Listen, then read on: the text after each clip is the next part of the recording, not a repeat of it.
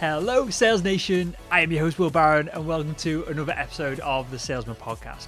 On this episode, we're taking a slightly different route from what we usually do, and we're talking about what we call the episode, the Zen of Sales. And this follows Todd Schnick, who's today's guest, his book, The Zen of Sales. We're following in his footsteps and talking about fulfillment and meditation and some more out there concepts for this podcast, but I'm sure you'll get a lot of context. You'll get a lot of value out of everything that we talk about. It's all within context. It's all sales related. So I'm sure you will enjoy it. I got a lot out of this, and there's a lot of food for thought, especially at the end of the show, where Todd reflects on his career and business and sales and a whole bunch of other stuff. You can find out more about Todd over at intrepidnow.com. His book's on Amazon. We link to everything in the show notes over at salesman.red. And again, just thank you to everyone who is, taking the time to listen. I appreciate it. If you guys didn't listen and share this round and we couldn't show the growth that we've got, we wouldn't be doing the podcast. So I massively appreciate it. It gives me the opportunity to have awesome conversations and share them with you. So I appreciate that. And two, thank you again for everyone who are leaving podcast reviews on iTunes at the moment. They're going up daily. And yeah, I just want to thank you again for taking the time to do that. And without further ado, let's jump into today's show with Todd. Welcome to the Salesman Podcast. Will, it's good to be here. Thanks for having me. You are more than welcome, sir. And today we're going to take I know this is going to be an absolutely fascinating spin on sales. And it's all come about from me checking out your book, The Zen of Sales. And I want to dive in straight, right at the beginning of this, with a question that probably has a huge answer, but we will narrow it down and we'll go deeper and deeper into it.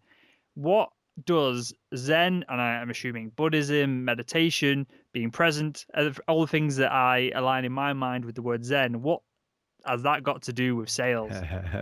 Well, Will, you're going to find out real quick that I am no Zen priest and that there are far more knowledgeable and enlightened people in the world of Zen than I. It stems from some experimentation I've done over the last probably 5, 6, 7 years of my life. I, like many typical people, I hit a dead end in my career and got very frustrated and unhappy and was unfulfilled in my work. And so I explored some other things to try to clear my mind and renew my focus. And so I got into meditation. I got into Zen. I got into reading about and studying about and reading the material of other people who were experimenting with that, and just made some connections in my mind as to how I ought to be rethinking my approach to sales. And so, I mean, if you could go on the internet and find some definition of Zen, and I'll read it. It means nothing because it's a typical web-based definition, but Zen emphasizes experiential wisdom in the attainment of enlightenment. It de-emphasizes theoretical knowledge in favor of direct self-realization through meditation and practice. Now, what does that mean? That doesn't mean much. For me, what this whole idea means is it's about disciplining yourself to calm your mind, remove the clutter from your mind to enable you to focus on what's right in front of you. And to me, that's what this is all about. It's about slowing down. And that's counterintuitive to what most people in sales are thinking. They have to quicken the pace. They have to do more. They have to do it faster.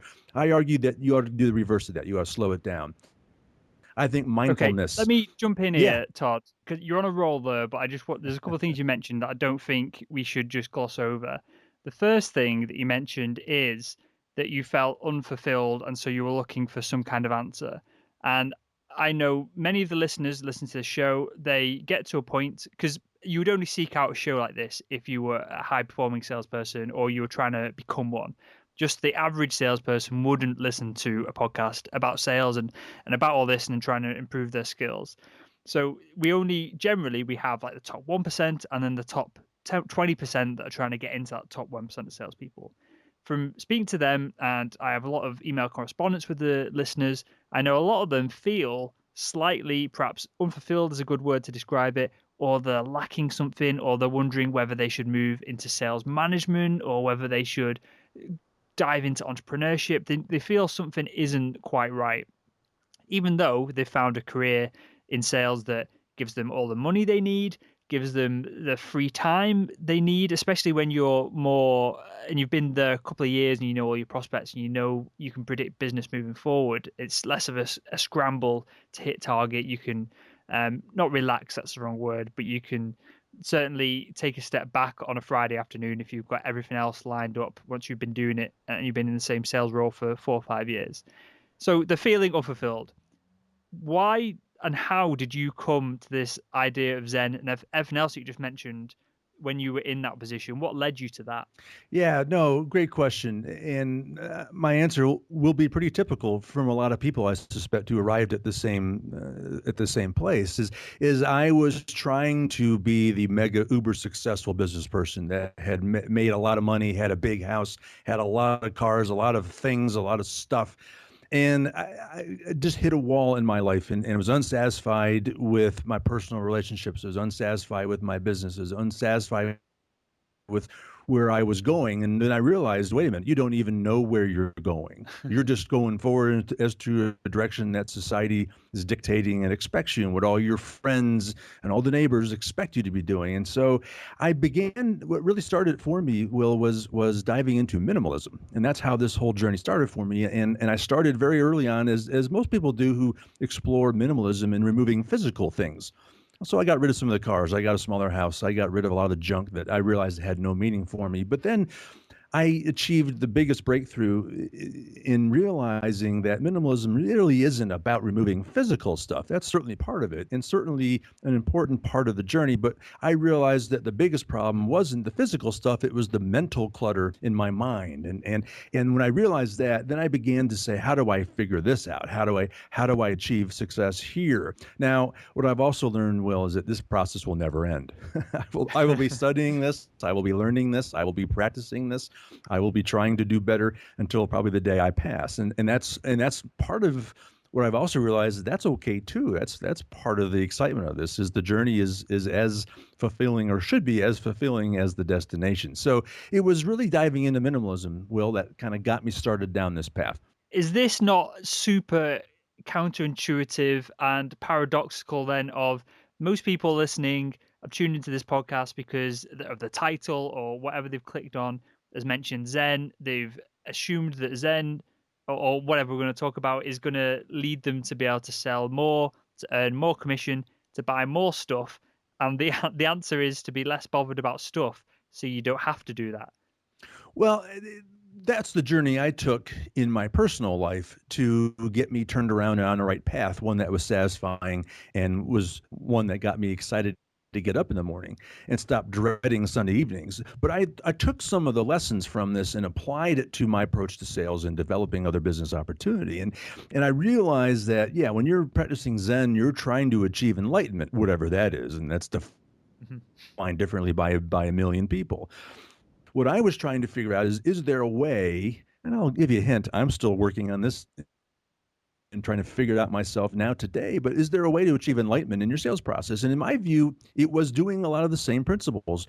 It's slowing down, it's being more mindful, it's being in the moment, it's creating space to see the big picture of your business and where it's going. It's creating space to let opportunities run their natural course, their human course, using and viewing and understanding and appreciating the humanity behind the people that you're trying to sell to. It's being more aware. It's being aware of the human in front of you. It's not some record in a CRM database. It's actually a person that's got issues and struggles of their own, and trying to be more mindful of that. And it comes down to what a lot of people talk about with sales is doing a better job of listening. And so if you do a lot of those things, if you calm your mind and focus on what's in front of you, if you slow down, create space, focus on what's in front of you instead of trying to think of the next sales call that happens in 12 minutes, you're going to completely overhaul and change your approach to how you actually interact with your prospects. And so I thought it was an intriguing way to kind of view and approach sales. And look, it's not the common approach, right? I mean, there's a lot of sales managers out there who are whipping and driving their sales force, trying to meet numbers and have deadlines and have a certain amount of prospects in the funnel. And I get it. I mean, that is certainly the modern way of approaching business and doing sales, but I think there's a different way. And when I shifted my approach to developing business, and started applying some of these principles that I was learning through my personal practice of in meditation and reading about Zen and trying to understand Zen and what Enlightenment's all about. I began to try to apply some of those lessons to my sales approach, and it's changed everything for me. Now, granted, the kind of business I sell, maybe this lends itself to it very nicely. I mean, I recognize there's a lot of different things you have to sell. And if you're in a complex sale, I think this is critically important. If you're trying to move a conveyor system or sell a filtration unit, I understand that there's differences. But I think I hope people think about this and say, boy, I'm driven because of these deadlines and meeting end of quarter sales goals, that I'm trying to move faster and talk to more people and add more names to the CRM. And I think that's almost counterintuitive. And I wish people would recognize that by slowing down, creating open space, letting things develop as they're going to follow their natural course. I think ultimately it worked for me. I think ultimately they're going to yield more fruit at the end of that journey. Yeah, I mean, to get back on the idea of almost spirituality, there's something that I learned from a mentor of mine was that when you're playing the game of trying to put more people into a CRM, more people in the top of the funnel to get more people out the other end, make more phone calls, make more emails, it's a game that you just can't win because you get to the point where yes, you've hit target because you've made 100 more calls a day. That's a bad example, but just to add a number to it, you made 100 more calls a day. Then obviously your target is going to go up in the next year or quarter, just because it has to for the business that you're in to thrive and survive.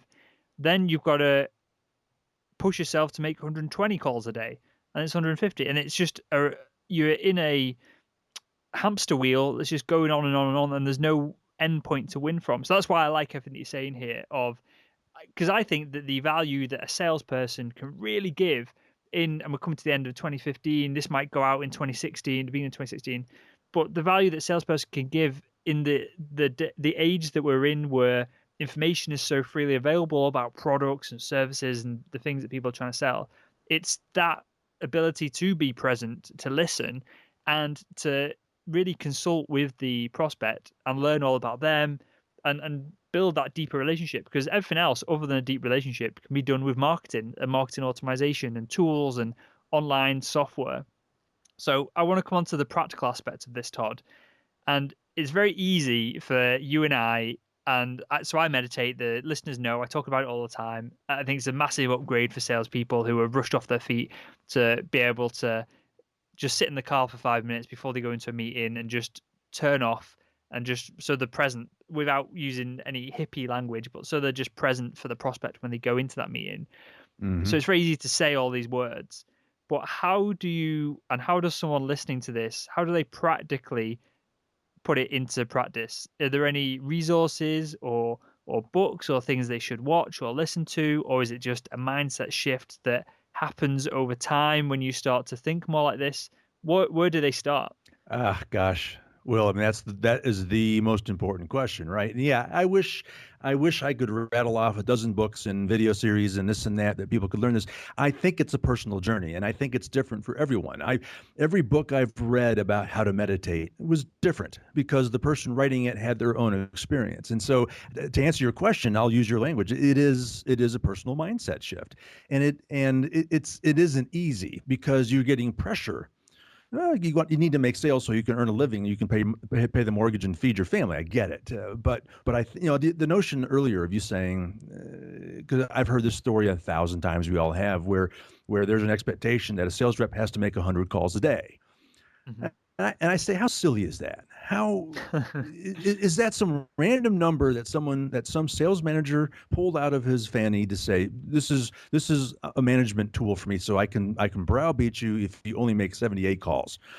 My point is, make 25 calls, but take your time with them. Be more thoughtful. Be more, as you say, be present. I think your idea of calming your mind for 2 minutes before a sales call or before walking into a pitch is a critically important idea. And I'll be honest with you, Will, if that's all anyone listening to this does, I think they're going to see profound impact from that, because you go into a sales opportunity with this pressure, and your prospect is defensive because he or she doesn't really want to buy, and they want to be they're going to try to prevent you from selling, and you got the pressure of trying to close the deal, and your sales manager is looking over your shoulder expecting you to meet numbers. It's a stressful, unhappy place. This is why most people in sales aren't satisfied with their career, because they have all this I feel unnecessary pressure. Look, we have to earn a living. I get it. An organization who's paying your salary has expectations, and those have to be clearly communicated. But I think the start. It's a simple matter of, I think meditation is a critically important tool, and I know that scares a lot of people because they think, oh, I got to put on Yanni, and I got to sit on a mat, and I got to put on funky music and light incense. No, I'll give you one tool that you can use. I think there's a website. I think it's donothingfor2minutes.com. And it's all it sounds like it is. You go to a website, and the minute you land, there's a 2-minute clock that starts running. And if you move your mouse or you tap on a key on your keyboard, it gives you an error message and restarts the clock. I think most people listening at this moment would really struggle to sit quietly and silently for 2 minutes and not do anything other than just be present and just sit in their chair and do nothing.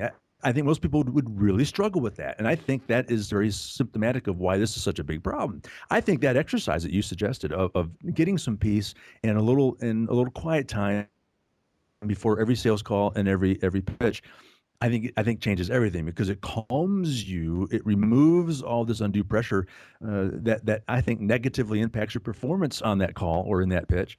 So I think it's a great way to do that. But I think you have to stop worrying about big numbers and focus on the fewer numbers, but make those relationships far more quality, far more sincere, far more real. Try to connect with the actual human there instead of trying to check off a to-do list and reach that 100 call limit for the day. I think that's such a horrible approach to sales, and it's why most people are unsatisfied in that career. Definitely, because I know I like selling and I enjoy the sales process when I'm having a cup, whether it's in person. If I go into Leeds and I'm meeting people in the city, I'll have a cup of coffee with them in a nice restaurant or a nice cafe, and we'll chat. And generally, for me, all my best deals of all time have come through an hour of chatting about the person, about their dogs, their kids, what car they drive, what sports they're into. And then the last 5 minutes of it is just sorting out the numbers at the end. And I know it's massively cliched that we should be treating people like people like to buy from people, and all these cliched lines. But yeah, I just think it's important. And I think in the world of the internet, it's very easy for a salesperson to hide behind an email address and not get on the phone or not make that trip in person if that's appropriate for what they're selling. And I think that's where the real value lies. And yeah, you spend so much time, and I'm glad you're bringing up all this because it's getting me passionate. It's making me think about my past in medical device sales and what I do now in selling advert space for the podcast and all that good stuff. That if you're not enjoying what you're doing and you're spending 8, 10, maybe even longer when you're really hustling hours a day doing it, then does the money really matter that much? Or should you be focusing and changing things up so that what you're doing is fun, enjoyable, and fulfilling? Is that the most important thing rather than the money?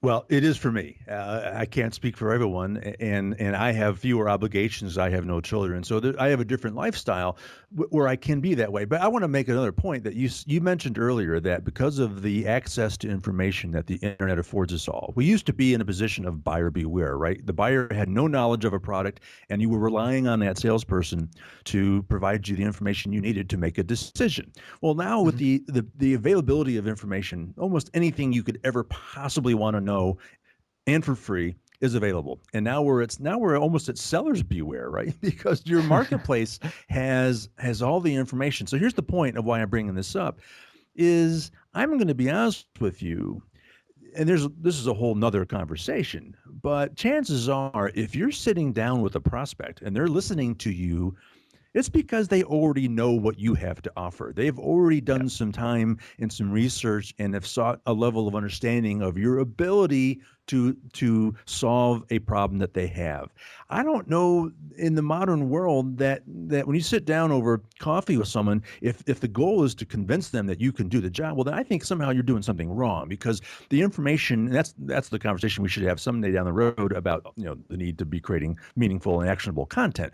But the point is, you shouldn't have to sit there and convince them that you or your organization are capable of delivering on the solution that you're selling. If that's how you're spending your time, well, then there's something else that needs to be fixed. So the point is, I think the time spent with a prospect on the phone or face to face these days ought to be getting to know them, spending time with them. Yeah, it is cliche, but it's real, right? I mean, it's because look, there's a lot of debate on all how social selling and using the internet and Facebook and Twitter and all that stuff and getting. I mean, I just interviewed someone the other day who said there's been about 10 billion downloads of sales related apps. Well, so the notion is, all right, should we be using all these things to sell? In my view, it's no. Those can assist you along the journey, but at the end of the day, Yep. at least the success I've had with sales has been because it still had to go down to a human interaction. It had to come down to a conversation. It had to come down to, all the books say you got to build rapport, you got to build trust. Well, it's true, and we're so rushed, and we're trying to reach these ridiculous numbers. And I mean, how real are your conversations if you're trying to make 100 calls a day? You don't care about those conversations. You're trying to hit the 100 so you can file that report and not get in trouble from your sales manager. No, why can't you slow it down and talk to 25 people and have real meaningful interactions? And frankly, I think 25 calls is an awful lot too, but you get the point. So, but yeah, so to re-emphasize my point, you shouldn't have to be hard selling on these conversations, because the buyer probably already knows that you're capable of doing the job, and they probably have identified a handful of organizations that are capable, and now they're trying to figure out who do they actually want to spend time working with, because it ought to be a friendly relationship. It ought to be one that's rewarding. I mean, I hear you just said a minute ago, I enjoy sales. Well, I do too. It's what I do. Too many people identify themselves as a salesman and they think of it as a negative. Well, it's because they're not free. They're not empowered to slow down, to be mindful, to be in the moment. Mm-hmm. And with that, Todd, I've got one final question to ask everyone that comes on the show before you tell us a little bit more about your book and if you share us a couple of links. And that question is, if you could go back in time and speak to your younger self, what would be the one piece of advice you'd give him to help him become better at selling? Well, this is not fair, and I'm going to cheat, but it would be to listen to this conversation because I, like most people, I graduated college and went right into a career, and I followed what I thought was the societal expectation of how you're supposed to do business. And I wish I could go back and smack myself in the forehead and say, no, you don't need to do it that way.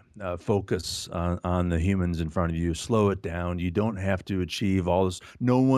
All these people that you think are staring at you and paying attention to you to be this enormously successful person, they aren't paying attention to you. They don't care. They're living their own life. They're dealing with their own demons. They have their own struggles. They're not focused on you. You ought to be free to just do business, conduct business in a way that is rewarding, that is empowering, that is freeing, that is enjoyable. We spend most of our lives in business. It ought to be a pleasurable, rewarding process. So that's what I would say to myself. That is awesome, Todd. That is the best answer I've had for a while for that question. And I totally agree. I'd go back in time, slap myself in the face, and kind of talk about what we talked about today of, as you mentioned, nobody cares about you really that much other than perhaps your family and your very close loved ones and some of your friends. So don't be bothered about looking silly or things like cold calling.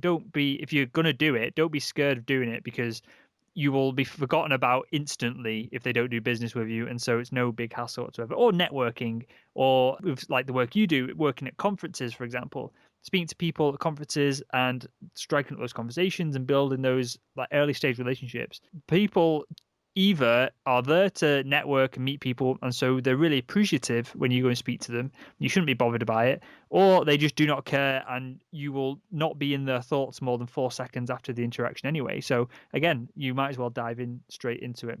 And with that, Todd, I want you to tell us a little bit about your book, The Zen of Sales, and also about your radio show and the different things you do over at intrepidnow.com. Yeah, well, thank you for that opportunity. No, my little book, The Zen of Sales, is my first attempt to put into writing what we've been talking about in terms of having a different approach to sales and being more mindful about sales.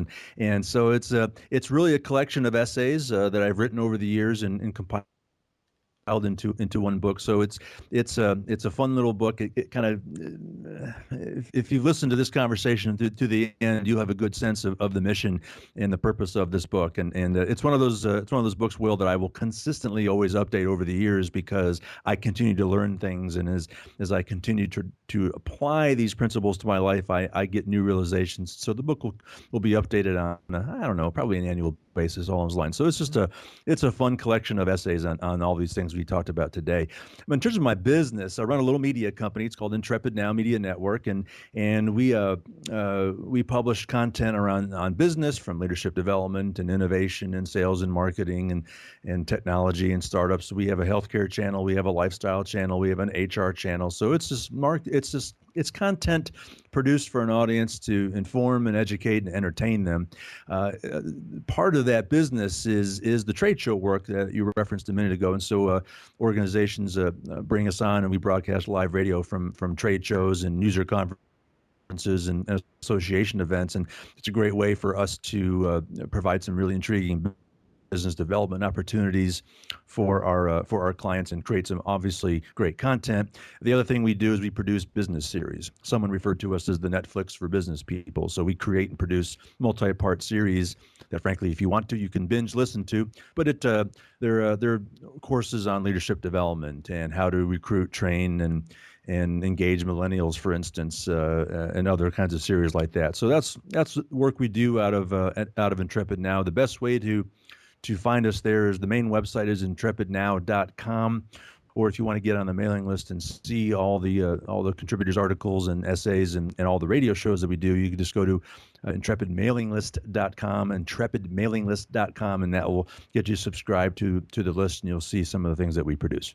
Fantastic. And for anyone who is currently driving, because I know a lot of you guys listen as you're on your way to different sales meetings, or you're on a treadmill at the moment, we'll link to everything that Todd and I have spoken about today over the show notes over at salesman.red. And with that, Todd, I just want to thank you again for your time today. And I want to thank you for joining me on the Salesman Podcast. Well, it was a privilege to spend some time with you. Thank you for having me. Thank you for having me. And there we have it. I just want to thank Todd for coming on the show. I appreciate it, mate.